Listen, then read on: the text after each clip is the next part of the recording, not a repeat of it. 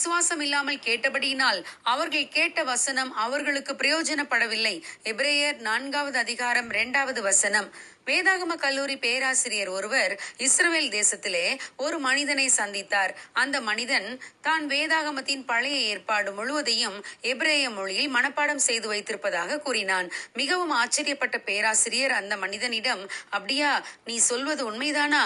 நான் உன்னை சோதித்து பார்க்கட்டுமா என்று கேட்டார். அதற்கு அந்த மனிதனும் சரி என்று ஒத்துக்கொண்டான். சில நாட்கள் கழித்து அந்த பேராசிரியர் அந்த மனிதனுடைய வீட்டுக்கு சென்றார். அந்த மனிதன், நான் வேதாகமத்தின் எந்த புத்தகத்தில் இருந்து சொல்ல ஆரம்பிக்க வேண்டும் என்று பேராசிரியரிடம் கேட்டான். அதற்கு பேராசிரியர் முதல் சங்கீதத்திலிருந்து ஆரம்பிக்க சொன்னார். அவன் மனப்பாடமாக சொல்ல ஆரம்பித்தான். அந்த பேராசிரியர் தன்னுடைய கையில் எபிரேய வேதாகமத்தை வைத்துக் கொண்டு வார்த்தைக்கு வார்த்தை அவன் சொல்லுவது சரிதானா என்று கவனித்துக் கொண்டே இருந்தார். 2 மணி நேரமாகியும் அவன் ஒரு பிழை இல்லாமல் சொல்லிக்கொண்டே இருந்ததை பார்த்து ஆச்சரியத்தில் அமைதியாய் உட்கார்ந்தார் பேராசிரியர். ஆனால் சற்று நேரத்தில் அதைவிட ஒரு ஆச்சரியமான விஷயம் காத்திருந்தது. அந்த மனிதன் ஒரு நாத்திகன் என்பதுதான் அந்த ஆச்சரியமான விஷயம். தேவனை விசுவாசிக்கிற கிறிஸ்தவர்களை விட அவன் வேத வசனத்தை நன்கு அறிந்து வைத்திருந்தான்.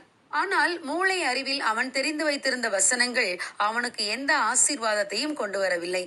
ஆம் பிரியமானவர்களே, மூளை அறிவில் நாம் வேத வசனத்தை அறிந்து வைத்திருப்பது தேவன் மேல் நம்பிக்கையை ஏற்படுத்தாது.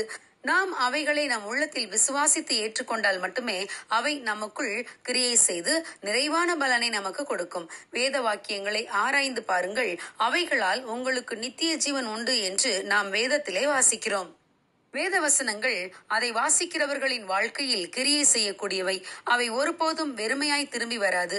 அது அனுப்பப்பட்ட காரியம் வாய்க்கும்படி செய்தே திரும்பும். ஆம், வேத வசனம் மனிதர்களை உருவாக்கும், நம்மை நற்குணசாலிகளாய் மாற்றும், நம்முடைய வாழ்க்கை தரத்தை உயர்த்தும். எல்லாவற்றிற்கும் மேலாக நாம் நித்திய ஜீவனை பெற்றுக்கொள்ள நமக்கு உதவி செய்யும். எனவே வேத வசனங்களை விசுவாசத்தோடும் ஜெபத்தோடும் வாசிப்போம். அப்பொழுது நாமும் நிறைவான ஆசீர்வாதத்தை பெற்றுக்கொள்ள முடியும். God bless you. Have a good day.